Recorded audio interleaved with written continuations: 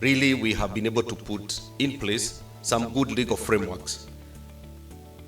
And still we did a good audit trying to see where do we need to incorporate and mainstream gender.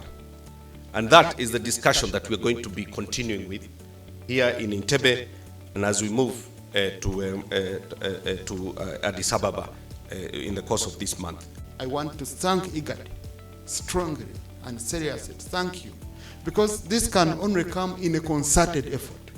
This can only come in a uniform kind of mechanism, whether legislative or at policy level, but where we have one institutional framework of monitoring the impact of all these strategies. Lawmakers, you hold a significant responsibility in shaping the legal framework and institutional mechanisms necessary to combat violent extremism.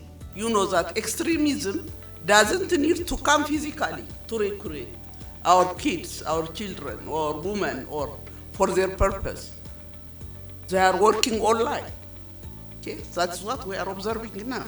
So we have to use also the technology as opportunity to fight back these harms.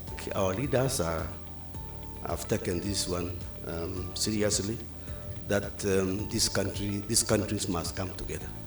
But one step we are taking is ourselves, this member of parliament here. This is one step I believe that once we meet as members of parliament from the entire region, we'll be able to interact and come together closely. It's being part of the integration. And we're very grateful to all African states, especially IGAD states. We are very grateful to them. The perception of Somalians today is different from the perception a few years ago. Today, as Somalians, Kenya is not the enemy. Ethiopia is not the enemy. Now we live together. We're very happy to have our neighbors. We're happy to have us brothers. But let us look at the political side and fix these things. We have our 35% affirmative action. So across all states, national, state, and county levels, we have that 35%. And I was telling my colleague, I think what we need to do, implementation of that is what is lacking. Because the minute we're having our security sector, we don't even have women representation there. So once there is the women representation in some of the security sectors, then at least we know there is someone who is talking about women issues on the table. But if you do not have, then there is no one who's going to discuss that. By virtue of culture, like Ambassador said here, the man has a lot of influence in what happens in society. So we must be cognizant of that as we do our interventions. So it may affect the sensitivity of the gender application.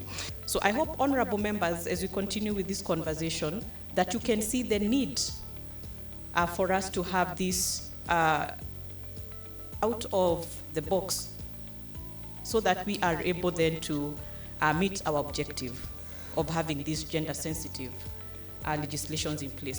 Adequate resources to support gender perspectives, because the question of funding has been one of them, and I think also as legislators, you have a specific role on this particular one. You must take concrete steps to fulfill the commitments that you will make here today and in the following days, so that it's just not enough to endorse the strategies and action plans, but you must put them in practice. By doing so, you will have helped create a safer IGAD region for the generations to come.